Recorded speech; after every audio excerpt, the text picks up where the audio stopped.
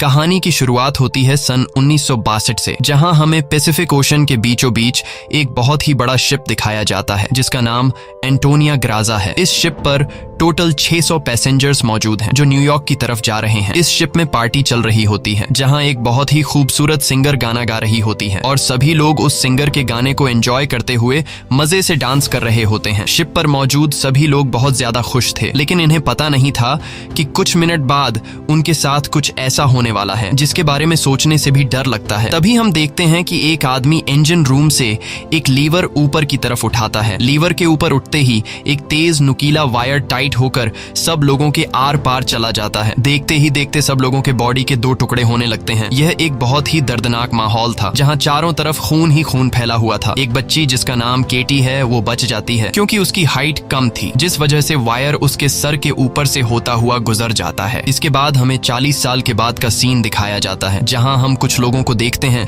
जो एक टग बोट की मदद से एक बड़े शिप को खींच कर ले जा रहे होते हैं। तभी अचानक वो पुराना शिप डूबने लगता है। यह देखकर ग्रुप का लीडर अपनी टीम में से एक लड़की जिसका नाम मर्फी है उसे उस पुराने शिप पर भेज देता है ताकि मर्फी उस पुराने शिप को जिस वायर से बांध कर ले जाया जा रहा था उसे आजाद कर दे, वरना अगर यह पुराना शिप डूब गया तो उसके साथ साथ इनकी ये टग बोट भी डूब जाएगी। मर्फी जब उस पुराने शिप पर पहुंचती है तो उसे पता चलता है कि पुराने शिप के निचले हिस्से में दरार पड़ चुकी है, जिस वजह से शिप में तेजी से पानी भरता जा रहा है और अगले 5 मिनट में यह शिप पानी में डूब जाएगा। मर्फी ये बात अपनी टीम के लीडर को बताती है। ये सुनकर टीम का लीडर मर्फी को ऑर्डर देता है कि जिस वायर से हम इस शिप को खींच रहे हैं उस वायर को आजाद कर दो और फौरन वहां से निकलकर हमारे पास टग बोट पर पहुंचो, क्योंकि हम इस पुराने शिप को छोड़कर जाने वाले हैं। तभी टीम के 2 और साथी भी मर्फी के पास पहुंच जाते हैं और वो भी मर्फी को बाहर निकलकर शिप को छोड़ने के लिए कहते हैं, लेकिन इस शिप को ढूंढने में उन्हें 3 महीने लगे थे, जिस वजह से मर्फी इतनी आसानी से इस शिप को छोड़कर नहीं जाने वाली थी। वो शिप को बचाने के लिए नीचे पानी में कूद जाती है, जिसे देखकर ऊपर बैठे 2 साथी भी औजार लेकर मर्फी के पीछे कूद जाते हैं। ये तीनों जैसे तैसे करके शिप को डूबने से पहले ही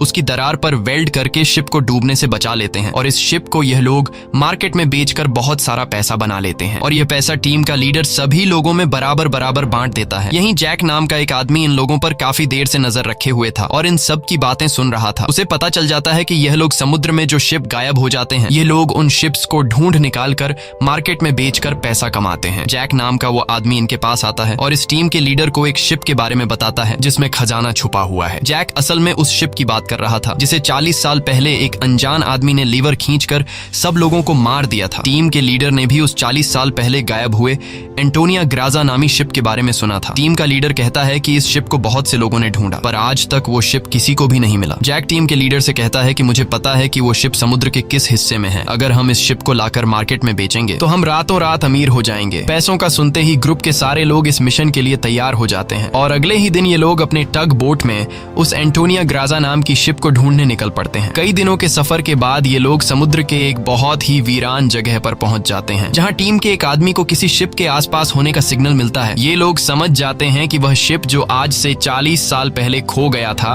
वह यहीं कहीं पर है। थोड़ा ही आगे बढ़ने पर इनके सामने एक बहुत ही बड़ा शिप आ जाता है। ये वही शिप है जिसे हमने कहानी की शुरुआत में देखा था और ये शिप पिछले 40 सालों से समुद्र में गायब हो गया था। इस शिप को देखकर ये सभी लोग बहुत ज्यादा खुश हो जाते हैं और उन्हें लगता है कि इस शिप को बेचकर ये लोग माला माल हो जाएंगे। अब टीम का लीडर 2 लोगों को टग बोट में ही रहने के लिए कहता है और खुद कुछ साथियों के साथ उस पुराने शिप की जांच के लिए अंदर चला जाता है। अंदर जाते ही इन लोगों को बहुत ही अजीब सी आवाज आने लगती है जिसे सुनकर ये लोग घबरा जाते हैं। इसके बाद टीम का लीडर अपने साथियों को आगे बढ़ने के लिए कहता है। ये लोग उस आवाज को फॉलो करते हुए एक बड़ी सी घड़ी के पास पहुंचते हैं जहां ये लोग देखते हैं कि उस घड़ी का कांटा अभी भी हिल रहा है। कुछ देर बाद अचानक उस घड़ी का कांटा रुक जाता है। यह देखकर उन्हें कुछ अजीब लगता है। अब ये लोग शिप की ओर जांच करने के लिए आगे बढ़ते हैं। अंदर ये जहाज पूरी तरह से बिखर चुका था, जहां सारी चीजें टूट चुकी थीं और जहाज के लोहे में जंग लग चुका था। ये लोग जब आगे बढ़ रहे होते हैं तब उनका एक साथी नीचे फ्लोर टूटने की वजह से गिरने ही वाला होता है कि तभी मर्फी उसे पकड़ लेती है और जब मर्फी अपने साथी को ऊपर खींचती है तब उससे नीचे एक लड़की दिखाई देती है। ये वही लड़की है जो आज से 40 साल पहले यानी कि सन 1962 में शिप में अकेली बची थी, जिसके सिर के ऊपर से वायर गुजरा था। लेकिन हैरान करने वाली बात यह थी कि 40 साल बाद भी उसकी उम्र उतनी ही थी, जिसका मतलब यह है कि यह उस लड़की की आत्मा है। मर्फी उस लड़की को जब दोबारा देखती है तो वह लड़की अचानक कहीं गायब हो जाती है। अब ये लोग जैसे तैसे करके अपनी साथी को ऊपर की ओर खींच देते हैं। यहाँ मर्फी को कुछ समझ नहीं आता कि उसने जो देखा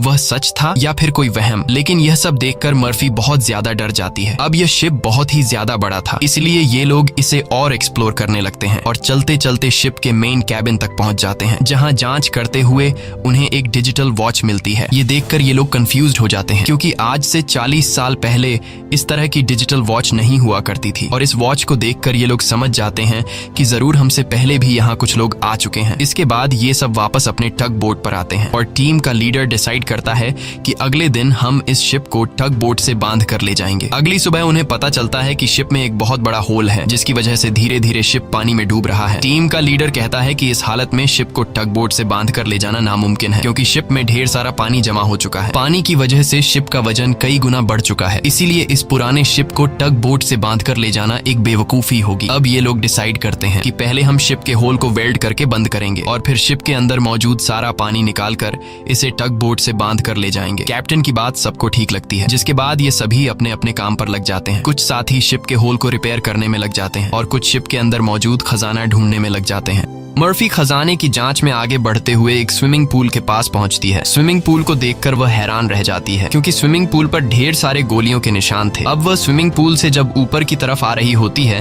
तभी एक बार फिर से वह लड़की मर्फी के सामने आ जाती है, जिसे देखकर डर के मारे मर्फी वापस नीचे पूल में गिर जाती है। उसका सर तेजी से स्विमिंग पूल के फ्लोर से टकराता है और खून निकलना शुरू हो जाता है, पर स्विमिंग पूल उसके खून को अब्सॉर्ब कर लेता है। मर्फी एक बार फिर से जब ऊपर देखती है तो वो लड़की वहाँ नहीं थी और अब वहाँ पर जैक होता है। जैक मर्फी को स्विमिंग पूल से बाहर निकालने में मदद करता है। बाहर निकलते ही मर्फी जैक से कहती है कि मैंने अभी अभी यहाँ पर एक लड़की देखी है, लेकिन पता नहीं वह अचानक कहाँ गायब हो गई। जैक मर्फी से कहता है कि यह तुम्हारा वहम होगा, यहाँ पर कुछ भी ऐसा नहीं है। इसके बाद ये दोनों आगे बढ़ते हैं और इन दोनों के यहाँ से जाने के बाद स्विमिंग पूल पूरी तरह से खून से भर जाता है। दूसरी तरफ टीम के लीडर को उस पुराने शिप के कैप्टन का रूम मिल जाता है। टीम का लीडर जब रूम के अंदर जाता है तो रूम काफी बुरी हालत में था। रिसर्च करने पर टीम के लीडर को वहाँ पर कुछ भी खास नहीं मिला। जब टीम के लीडर की नजर सामने टेबल पर पड़ती है तो वह देखता है कि टेबल पर एक शराब की बोतल और ग्लास में किसी ने पैक बनाकर रखा है। यह सब देखकर ऐसा लग रहा था जैसे अभी अभी कोई शराब पीकर चला गया हो। टीम का लीडर जैसे ही इस ग्लास को उठाकर पीने वाला होता है, तब उसकी नजर सामने लगे शीशे पर पड़ती है और शीशे में टीम के लीडर को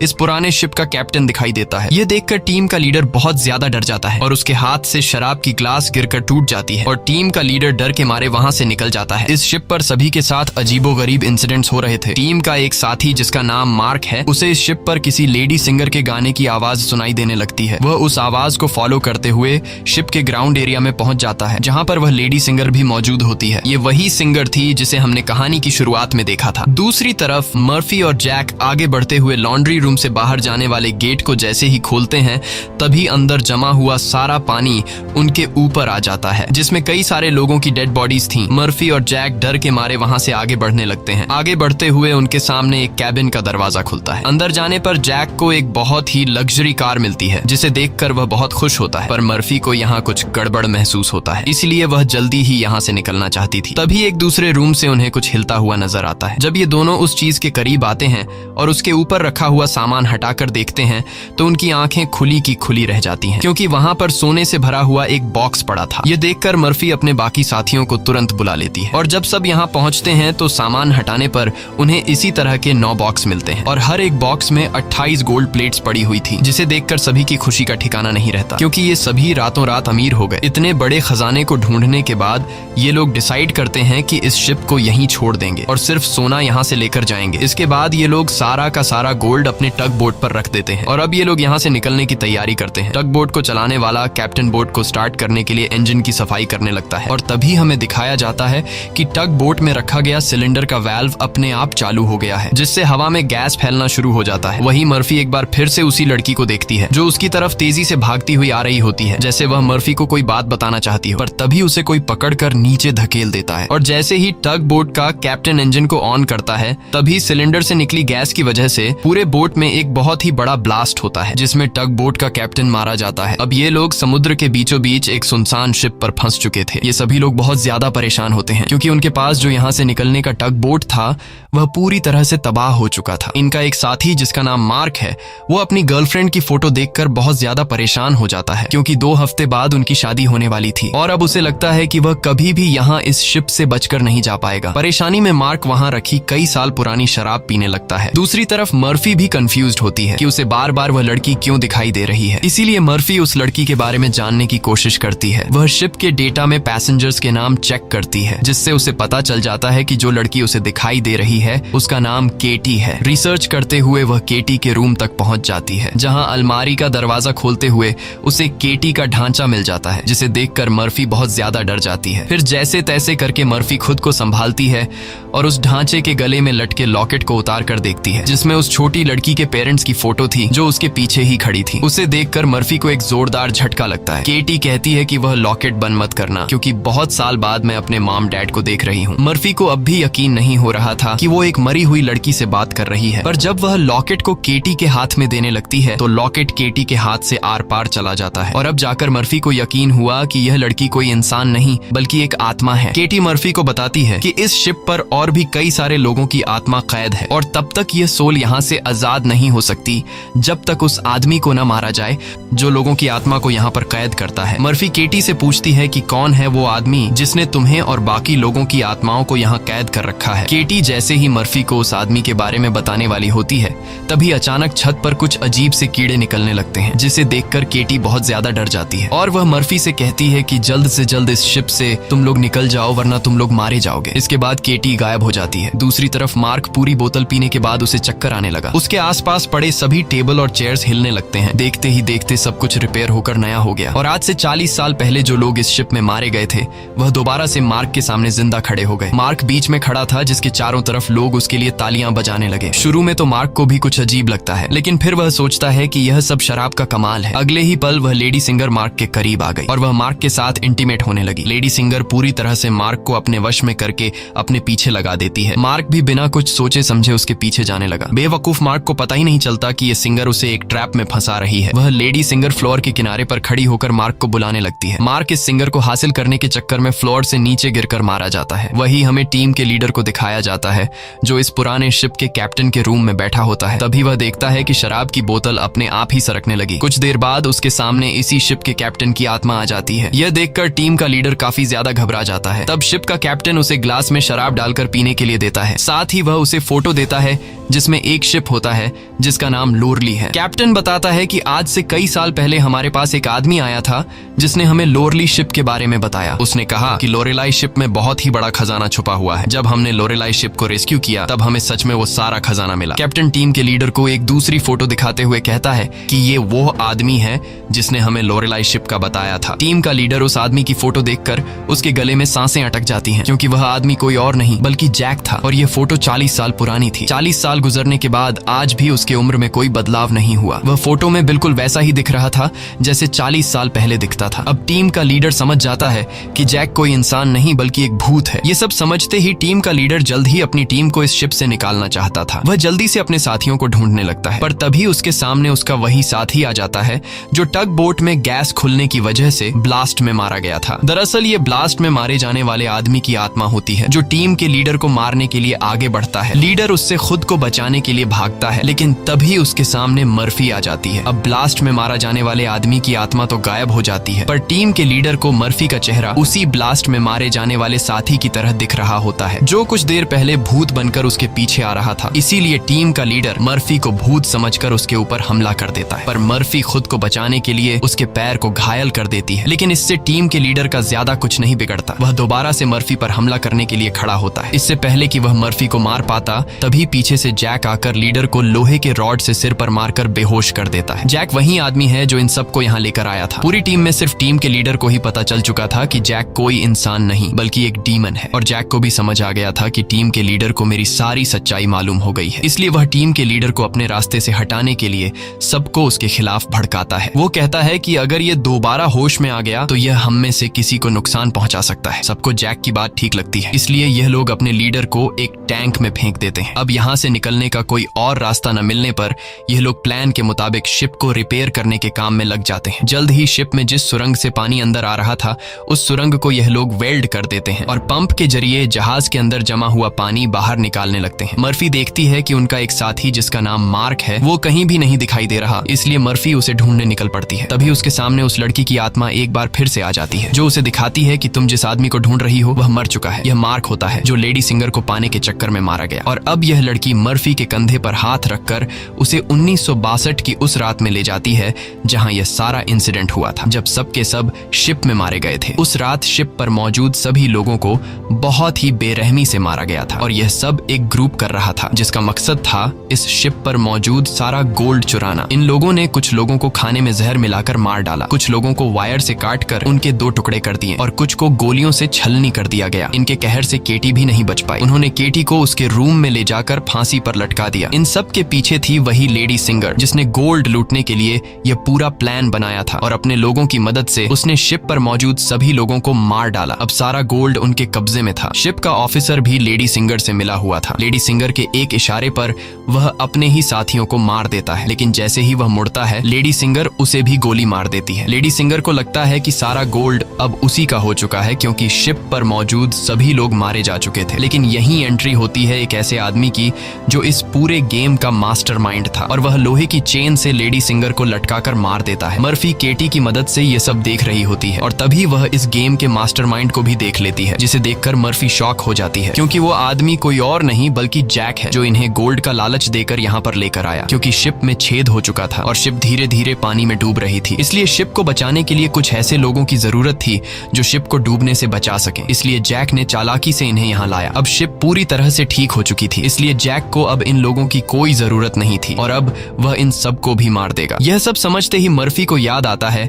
कि हमने जैक की बातों में आकर अपने लीडर को टैंक में बंद कर दिया था। अब मर्फी अपने लीडर की जान बचाने के लिए उसके पास दौड़ कर जाती है, लेकिन अब टैंक में पानी भरने की वजह से लीडर की मौत हो गई होती है। मर्फी अपने लीडर को बचाने के लिए टैंक का कांच तोड़ने की कोशिश करती है, पर टैंक का कांच बहुत ही मजबूत था, इसलिए लाख कोशिश करने के बावजूद भी लीडर को बचा नहीं पाती। इसके बाद मर्फी अपने एक साथी के पास आती है जिसका नाम डॉज है। मर्फी डॉज को जैक की सारी सच्चाई बता देती है और कहती है कि जैक तुम्हें जहां भी नजर आए उसे शूट कर दो, मैं अपने एक और साथी को ढूंढने जा रही हूँ। मर्फी के जाने के कुछ देर बाद जैक डॉज के सामने आ जाता है, जिसे मर्फी ने कहा था कि जैक जहां भी नजर आए उसे शूट कर दो। डॉज जैक से कहता है कि यहीं पर खड़े रहो और अपनी जगह से हिलना मत। ये सुनकर जैक समझ जाता है कि मर्फी ने इसे मेरी सारी सच्चाई बता दी है। तब जैक डॉज को बातों में उलझाकर डॉज से बंदूक छीनने की कोशिश करता है, लेकिन डॉज जैक की होशियारी समझ जाता है और वो फौरन जैक पर बंदूक की गोली चला देता है, जिससे जैक दूर जा गिरता है। जिसके बाद डॉज जैक के पास आता है और देखता है कि जैक मारा जा चुका है। यह देखकर डॉज वहां से चला जाता है, लेकिन हम देखते हैं कि जैक अभी भी मरा नहीं है। दूसरी तरफ मर्फी अपने जिस साथी को ढूंढने गई थी, मर्फी को पता चल जाता है कि वो पानी में मारा गया है। अब डॉज के अलावा मर्फी के सारे साथी मारे जा चुके थे, इसलिए मर्फी डिसाइड करती है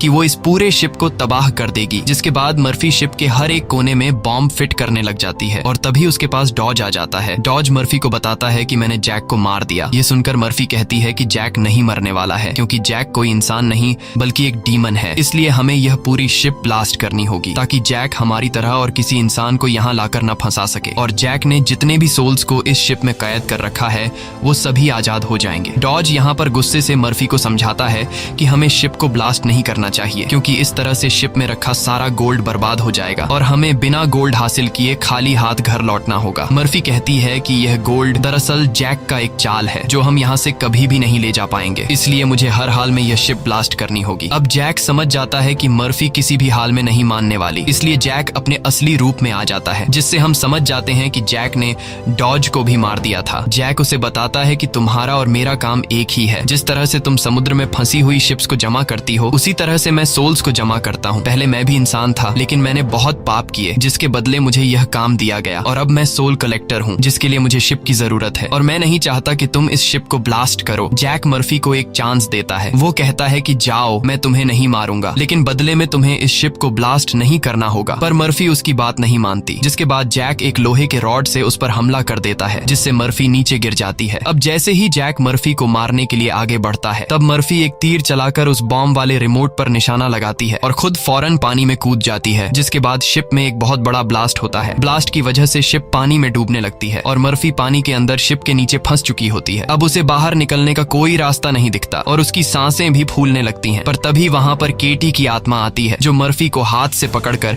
ऊपर का रास्ता दिखाती है। तब मर्फी देखती है कि जैक ने जितने भी सोल्स को कैद कर रखा था, वो सभी सोल्स आजाद हो गई हैं। मर्फी बड़ी मुश्किल से ऊपर सरफेस पर आ जाती है और वो देखती है कि शिप में जितने भी सोल्स थे वो सब अपनी असली दुनिया में जाने लगे हैं। दरअसल यहाँ जितने भी सोल्स थे वो सभी जैक के गुलाम थे। सिर्फ केटी की सोल उसकी गुलाम नहीं बन पाई, क्योंकि केटी की सोल पवित्र थी, जिस वजह से जैक उस पर ज्यादा कंट्रोल नहीं कर पा रहा था। इसीलिए केटी की सोल बार बार मर्फी की मदद कर रही थी। यहाँ मर्फी एक बॉक्स के सहारे समुद्र में तैरती रहती है और तभी वो एक शिप तक पहुंच जाती है, जो शिप उसे रेस्क्यू कर लेता है। जब उसे पोर्ट पर लाया जाता है तो वह अपनी एम्बुलेंस से देखती है कि जैक अभी भी जिंदा है और शिप का जितना भी गोल्ड था वो उस गोल्ड को एक दूसरे शिप में ट्रांसफर कर रहा है, ताकि उस गोल्ड के लालच में वो और भी लोगों को मार सके और उनकी आत्माओं को कैद कर सके। इसी के साथ ये कहानी खत्म हो जाती है।